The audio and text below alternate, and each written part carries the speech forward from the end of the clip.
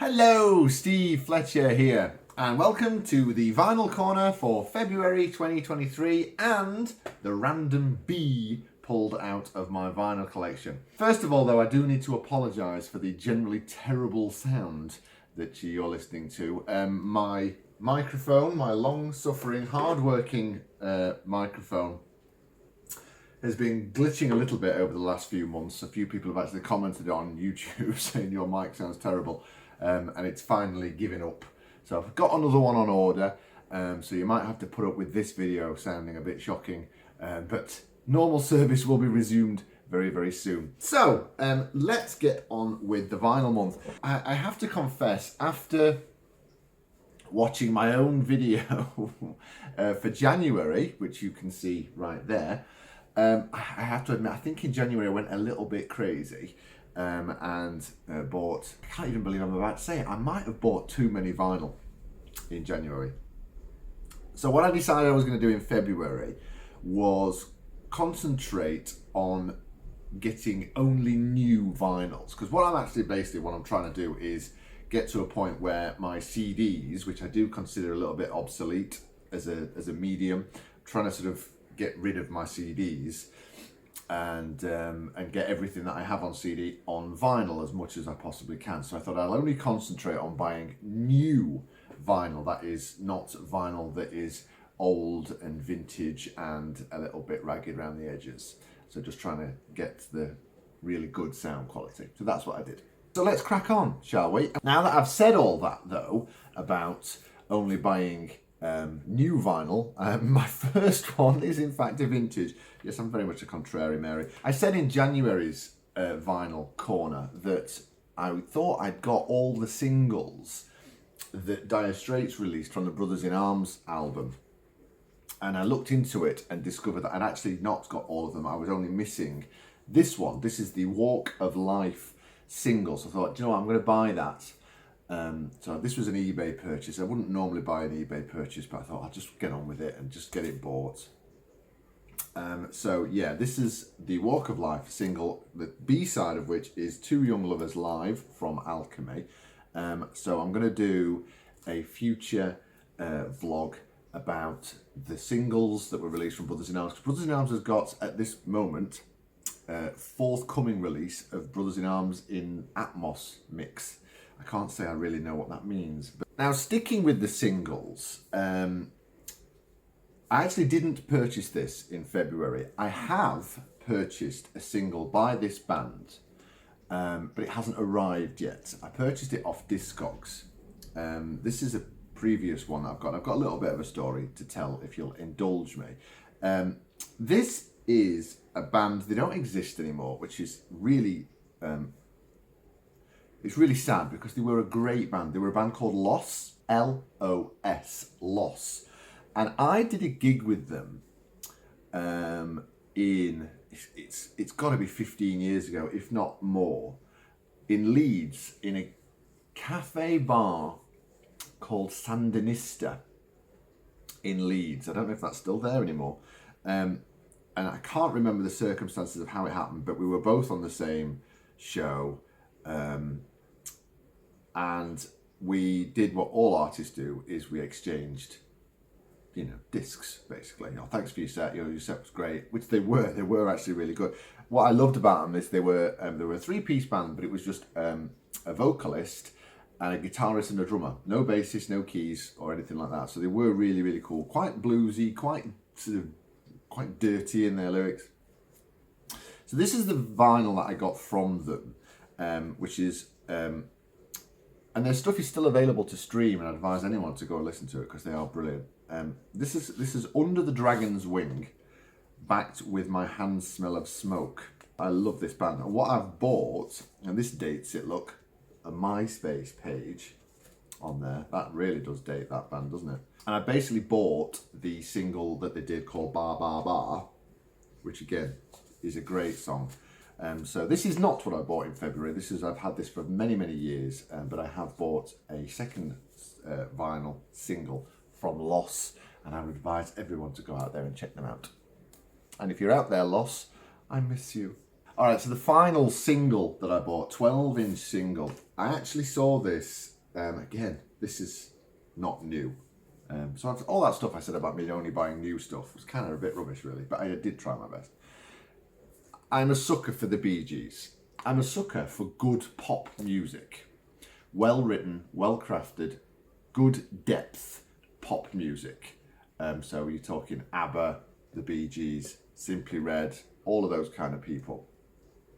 To say that I'm a massive prog aficionado, I'm quite happy to say that I have not reached the stage with my musical snobbery where I can't enjoy a jolly good pop song.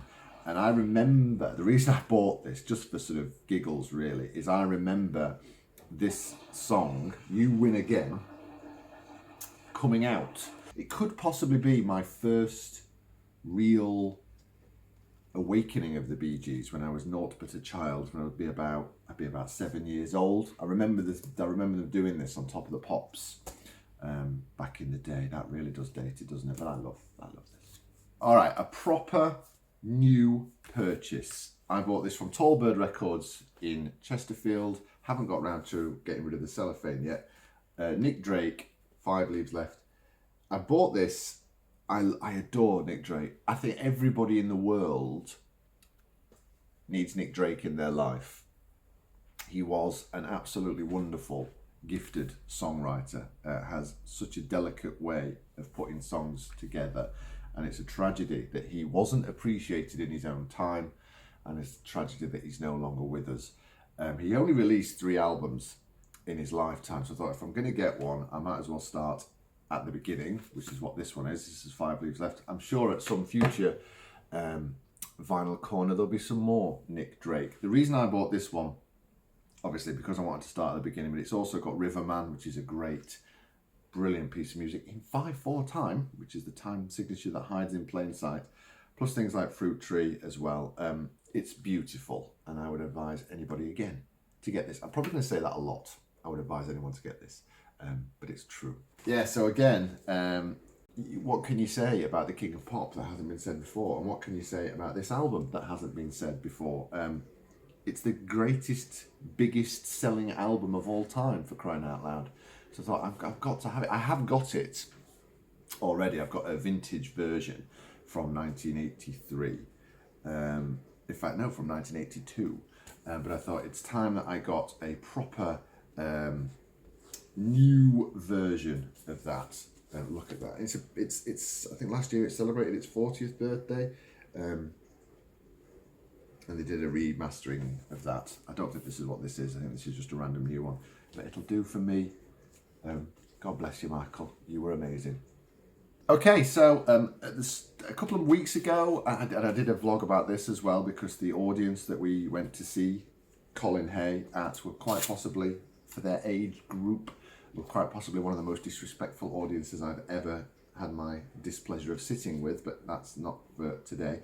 But Colin Hay, I love Colin Hay. I first, obviously, as anyone who lives on this earth knows the song Down Under by Men at Work. And I always thought that that's what Men at Work were. They just did that song. And then I saw a video of Colin Hay performing Down Under, solo acoustic, at the birthday gig for Santa Cruz Guitars. And not only is it a great rendition of the song, he also just tells really, really funny stories. Kind of like Billy Connolly back in the day. He'd sing a song and then tell a 10-minute story which has you bursting with laughter. So I thought, yeah, I'm going to have to get into this guy. So I listened to a few of his solo stuff, including off this, Waiting for My Real Life to Begin, and I Just Don't Think I'll Get Over You. And thought, wow, he's absolutely brilliant, underrated as a songwriter and as a singer. And then I watched the documentary, the Colin Hay documentary, which again I think is also called Waiting for My Real Life to Begin. And there's a lot of Men at Work stuff in that, and it was a real eye-opener. I was like, oh my God, that song was Men at Work, and oh, that's Men at Work, and so on. So yeah, I've started having a real love thing with Colin Hay, and kind of it inspired me to do. Colin Hay inspired me more than anyone else, I think, to do the Breaded Churchman project, which I do. So I've now got the album first album, as we stand right now, available, which is there.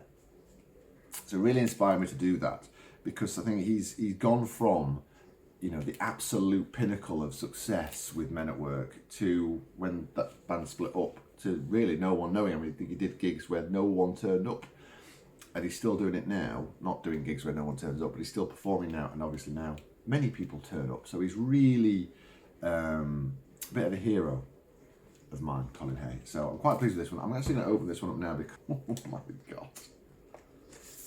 Look at that. Okay, finally, this is, I didn't buy this one in February. I actually bought this in January, but it didn't arrive until February. But this is, when I did a countdown of my favourite Pink Floyd albums, which again is right there for you to watch. And I kind of knew, but I sort of really realised that I'd not got a proper copy of The Division Bell. I love this album. It ranked very highly on my list. And so I thought it's about time that I do buy a proper copy of this. So I did, and I have done, and here it is. I can't even begin to tell you how amazing the quality of this record is. And you've got this sort of option for whichever cover you want. I'm not going to bend that back.